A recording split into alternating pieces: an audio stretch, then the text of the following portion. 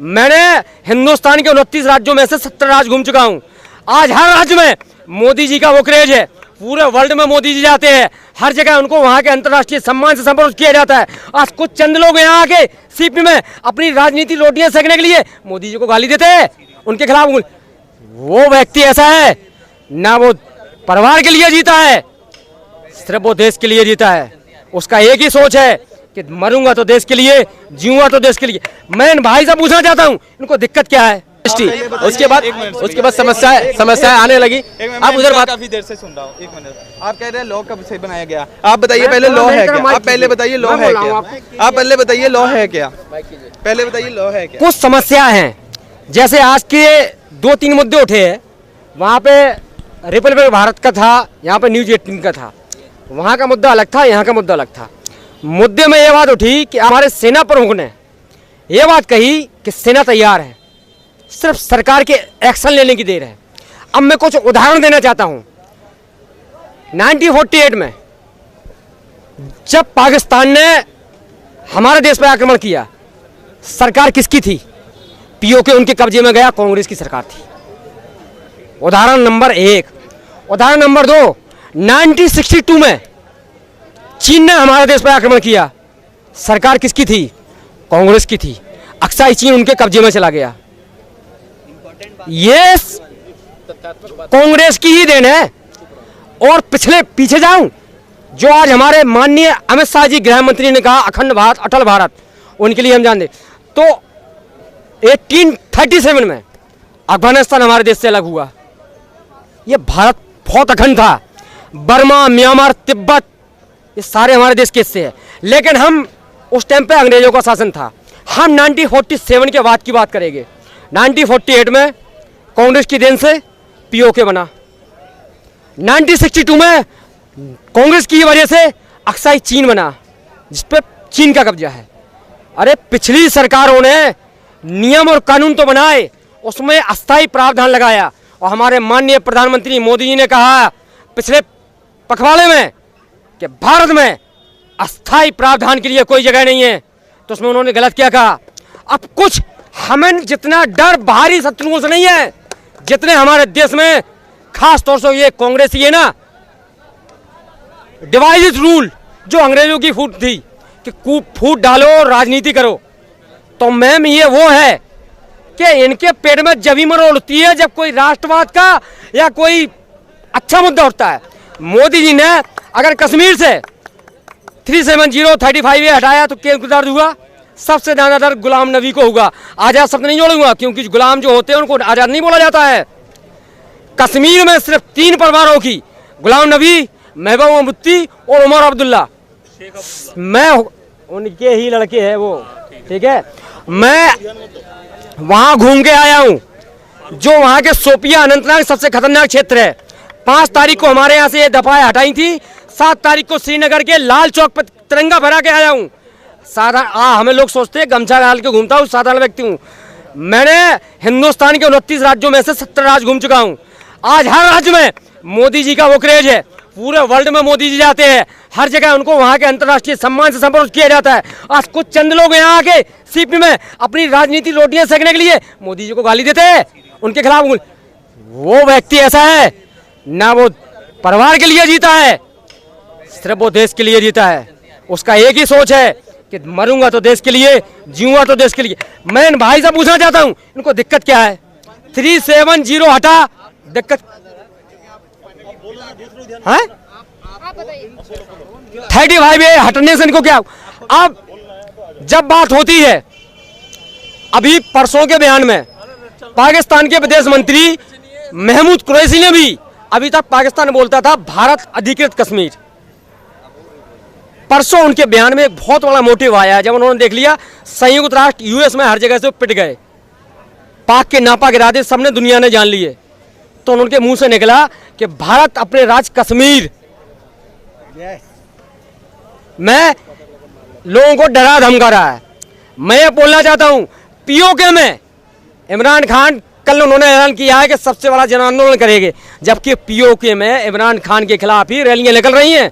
PoK खूब चाहता है कि हमारा भारत में संबंध हो जाए, और कुछ लोग यहाँ आके सबसे पहले मैं मोदी जी से आपके चैनल के माध्यम से ये रिक्वेस्ट करना चाहता हूं कि बाहर से तो लड़ना बाद में है, पहले हमें देश के गद्दारों को समझना है। और एक उदाहरण और देता हूं मैं, चीन ने जब देखा 2014 में मोदी जी का क्रेज उभरा, मोदी जी छा गए पूरे वर्ल्ड में, तो उसने कुछ महीने पहले हमारे माननीय दिवंगत स्वर्गीय श्री मनोहर लाल पारिकर जी हमारे उस टाइम पर रक्षा मंत्री थे, डोकलाम में चीन ने हस्तक्षेप किया। फोटो आएगी नहीं आएगी डोकलाम में, तो वहां उनको क्या जवाब दिया गया था? ये 1962 का भारत नहीं है, क्या आप आओगे हम आपको पूजा करेंगे। ये 2014 का भारत है, घुसोगे तो मारे जाओगे। तो डोकलाम ने मैम दुनिया ने देखा, चाइना ड्रैगन जिसको बोलते हैं वो बैक हुआ, गो टू द बैक। और 1948 में अगर नेहरू ने हमारी आर्मी को नहीं रोका होता, हमारी आर्मी ना कमजोर थी, ना है, ना रहेगी, तो पीओके कभी भी पाकिस्तान के कब्जे में नहीं आता। ये नेहरू की ये देन है। आप क्वेश्चन पूछो, मैं हर क्वेश्चन का जवाब दूंगा। ऐसे लोग, पता है इनकी विचारधारा क्या है, ये वामपंथी विचारधाराओं से प्रेरित है, इनका देश से कोई लेना देना नहीं है, इनको सिर्फ अपनी राजनीतिक रोटियां सेकनी है। हिंदू मरे या मुसलमान, हमें तो हत्या से काम। मैं पहले तो पाकिस्तान की, चलो मैं बात नहीं करता, वो दो कौड़ी का देश अनपढ़ तो उनके पास है, उनका हम बात करते हैं, ठीक है। हाँ हाँ जी, ठीक है। और बाद में मैं इनसे वो भी पूछूंगा जो इन्होंने कहा ना कि लॉ कब बनी, ये वो भी बात पूछूंगा मैं इनसे। इन्होंने कहा 1948 की बात की इन्होंने, ठीक है। 1948 पर अमित शाह जी ने जो सबसे बड़ा झूठ बोला पार्लियामेंट में, उन्होंने कहा कि जम्मू कश्मीर को किसने डील किया था। उन्होंने कहा कि वो डील किया था नेहरू जी ने। आप यूट्यूब पर वीडियो निकाल लेना, जम्मू कश्मीर को जिसने डील किया था वो था सरदार पटेल जी। और मैं नहीं कहता, सरदार पटेल जी बहुत बड़े नेता थे, ठीक है। लेकिन अगर हम बात करते कि कश्मीर में क्या हुआ, ये वो हो गया,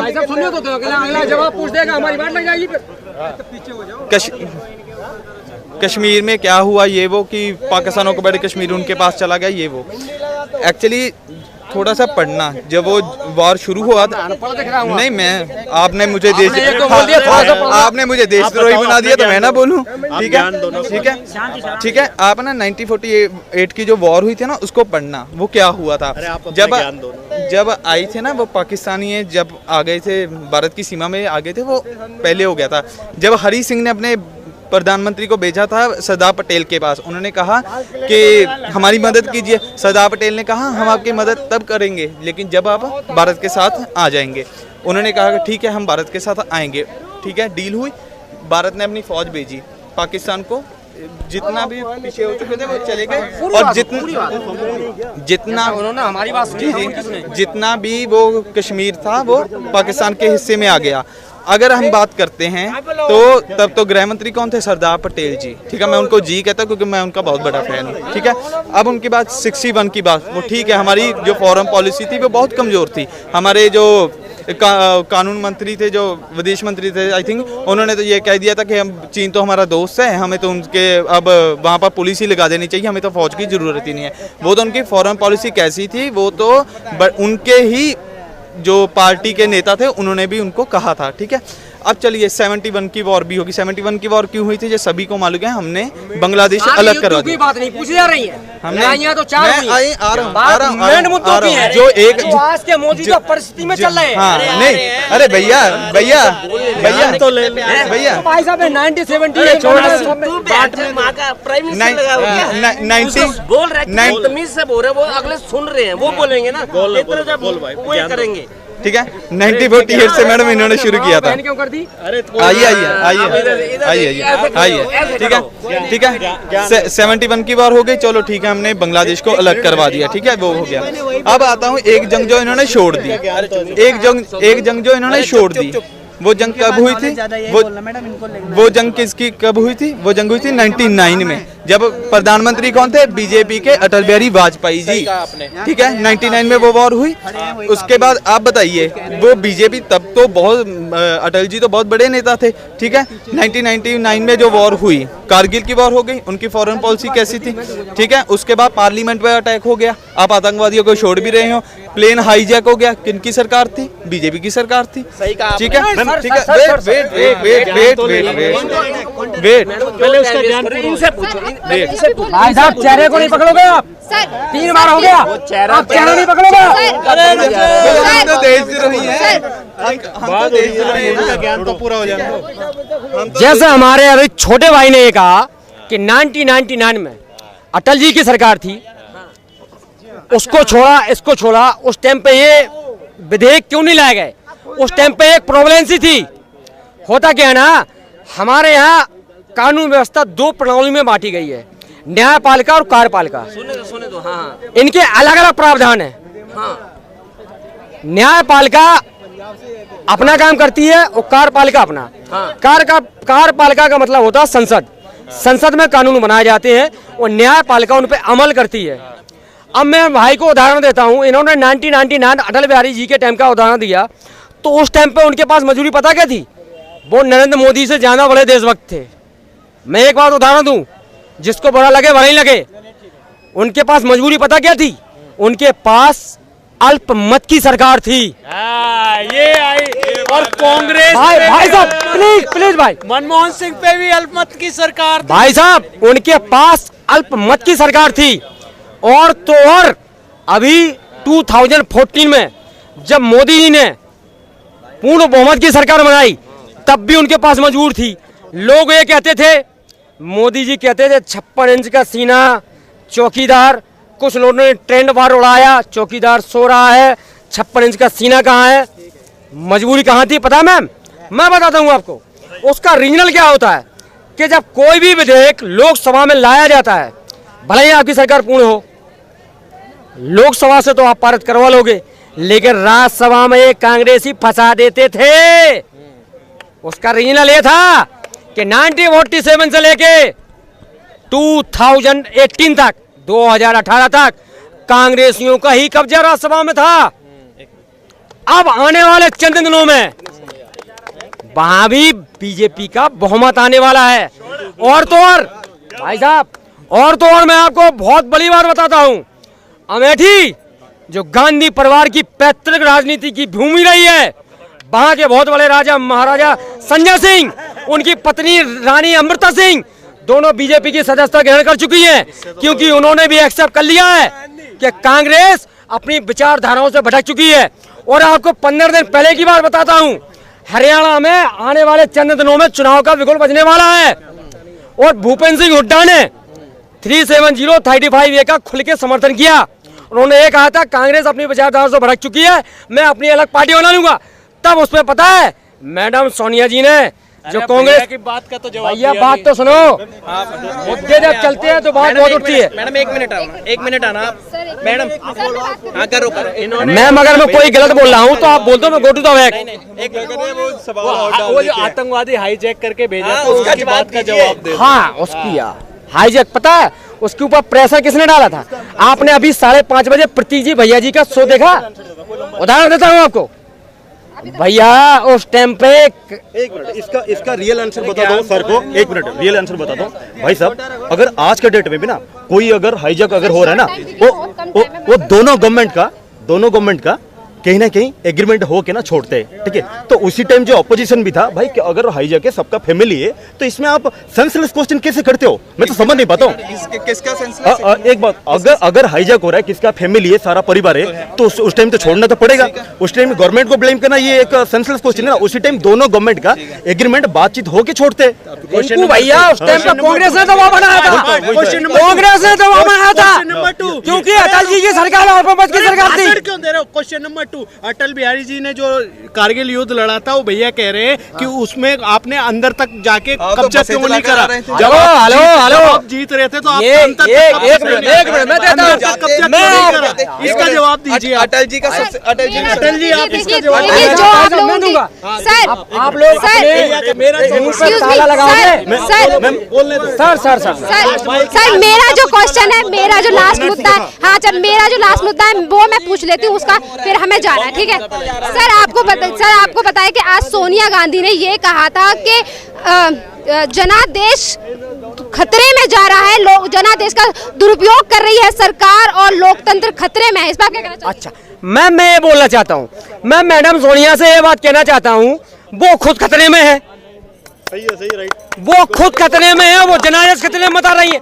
अब आपको बहुत बड़े उदाहरण दे रहा हूँ, जो हमारे देश के सर्वोच्च संवैधानिक पदों पर रहे हैं, वित्त मंत्री, गृह मंत्री माननीय पी चिदम्बरम जी आज तिहाड़ जेल के 7 नंबर वारंट में है, और अगला नंबर मैडम सोनिया का भी तो है।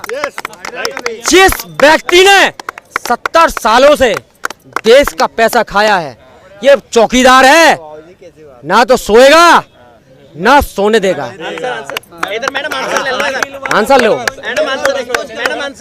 मैडम। अगर मेरी बात अच्छी लग रही तो हम पर लाइक करो, इनकी लग रही हो तो एक बात का आंसर नहीं मैडम, एक बात का answer. Thank you sir. Sir वहाँ ना सर कहाँ है केशव सर, कहाँ है? मुझे तो दिख नहीं रहे, कहाँ है? ये तो ये नहीं है, नहीं। कहाँ है ये? फोन करना जरा। क्या बात क्या हो गया? हाँ क्या हो गया? सर आप बोलोगे? नहीं आप इसी चीज पे। एक मैडम जी, आपसे रिक्वेस्ट है, जितने आप ज्यादा सवाल करेंगे उतना अच्छा रिएक्शन मिलेगा। सवाल तो जितने लिमिटेड नहीं लिमिटेड तो होते हैं, लेकिन फिर भी हर मुद्दे में एक बीच में ऐसा सवाल भी आता है जिस पे हम बोल रहे हैं और उसका कोई फैक्ट नहीं है, तो उस पर आपको टोकना आपका बनता है। नहीं सर, हमारे में ये नहीं है, मतलब ये है कि जो सर के मन में है वो सर पहले बता ले, फिर उसके बाद में दूसरा क्वेश्चन करूँगी। वो टोकना नहीं चाहती क्योंकि ये डिबेट नहीं है। मुझसे पूछिए ना, मैं बताता हूँ। कहाँ है सर? आप 2 मिनट। ठीक है। सर आपसे पूछो सर, आपको पता है कि आज सोनिया गांधी ने बयान दिया था अपनी पार्टी की तरफ से, उन्होंने ये कहा था कि लोकतंत्र खतरे में है और सरकार जनादेश का दुरुपयोग कर रही है। तो हमारे जो पूर्व प्रधानमंत्री हैं उन्होंने भी ये कहा कि प्रधानमंत्री नरेंद्र मोदी को अखबार में फोटो छपवाने की जगह अर्थव्यवस्था पे ध्यान देने की जरूरत है। क्या कहना चाहेंगे? मैं ये कहना चाहूँगा कि पहले जो हमारे पूर्व प्रधानमंत्री थे वो पहले तो कुछ बोलते नहीं थे, अब पता नहीं उनके पास जबान कहाँ से आ गई, वो इतना बोलने लगे हैं। मुझे तो लगता है उन्हें ये सब छोड़ के अभी थोड़ा संन्यास ले लेना चाहिए। अभी देश अच्छे से चल रहा है, उनको थोड़ा कम बोलना चाहिए और गुलामी अब कम दिखानी चाहिए। वैसे ही वो बहुत ज़्यादा बदनाम है, अब और बदनाम हो जाएंगे देश में। ये बिल्कुल उनका जो अभी वो जो हरकत कर रहे हैं, ये अपने आप का जो वो पहले ही लोग उनको देख चुके हैं। पहले वो फाइनेंस मिनिस्टर रह चुके थे, वो 91 के टाइम, उस समय उनका अच्छा इमेज था। उन्होंने अपना इमेज ख़राब किया 10 साल गुलामी करके, अब फिर वो और ज़्यादा गुलामी कर रहे हैं, इससे उनका इमेज और ख़राब होगा। तो बस यही कहना। सोनिया गांधी ने ये भी कहा कि जैसे कि पी चिदम्बरम के ऊपर ईडी की कार्रवाई, वो तो बहुत दिनों से चल रही थी और अब जाके वो तिहाड़ जेल पहुंच गए। अब एक एक करके कांग्रेस के जितने भी भ्रष्टाचारी नेता हैं उन्हें एक एक करके उन पर कार्रवाई हो रही है। तो सोनिया गांधी ने ये भी कहा कि एक आंतरिक दुश्मनी है, इसीलिए ये सब हो रहा है। कोई आंतरिक दुश्मनी नहीं है, जिसने भ्रष्टाचार किया है उसको सज़ा मिलेगी, जो कि सही चीज़ हो रही है। जो भी हो रहा है वो बिल्कुल सही चीज़ हो रहा है। सोनिया गांधी को पता है कि अब वो भी जेल जाने वाली हैं, इसलिए वो ये सब बोल रही है। वो उन्हें पता है कि अब अगला नंबर उनका है, उसके पहले वाड्रा जी का नंबर आएगा, इसलिए वो डर रही हैं, इसलिए ये सब बोल रही हैं, लोगों को भड़काना चाह रही हैं। लेकिन होगा वही, अब सब लोग एक साथ एक एक करके जेल जाएंगे। सर एनआरसी को लेके ममता बनर्जी धरना दे रही हैं, मोर्चा निकाल रही हैं बीजेपी के खिलाफ, इस पर क्या कहना चाहिए? वो कुछ नहीं होगा ये मोर्चे से। मैं तो यही कहना चाहता हूँ कि एनआरसी बीजेपी जो भी कर रही है बिल्कुल सही कर रही है। एनआरसी बिल जो है वो मतलब एनआरसी करके सबको जो भी मतलब देश के नहीं है उनको निकालना चाहिए, ये पता करना चाहिए, और उनको कम से कम वोटिंग का अधिकार तो नहीं होना चाहिए। इसका वो जो पॉलिटिकल पार्टीज़ है, ममता बनर्जी वगैरह जैसे लोग, ये लोग उसका दुरुपयोग कर रहे हैं, और मुलायम सिंह यादव जैसे लोग भी उसका दुरुपयोग कर रहे हैं। सर आप इस बात पे क्या कहना चाहेंगे कि अभी हमारे जो सेना प्रमुख है उन्होंने पाकिस्तान को एक करारा जवाब दे दिया है। उन्होंने ये कहा कि हमारी सेना पूरे 24 घंटे तैयार है, जिस वक्त भी उन्हें लड़ने के लिए सरकार अनुमति दे देगी वो तैयार है। बिल्कुल सही कहा है सेना प्रमुख ने, और पाकिस्तान अब पूरी तरह से डर गया है। और मुझे तो ये भी लगता है कि उनके पास एटम बम भी वो हमारे कुछ लोग बोलते हैं ये उनके पास फलूदा है, कुछ एटम बम भी नहीं है, वो बस डराने के लिए गीदड़ भभकी देते हैं। अब जब मजबूत सरकार आई है तो उनको डर लग रहा है, इसलिए वो उल्टा सीधा बोल रहे हैं, लेकिन फिर शांत हो जा रहे हैं। जब मोदी जी गरज रहे तो वो शांत हो जाते हैं। Thank you sir.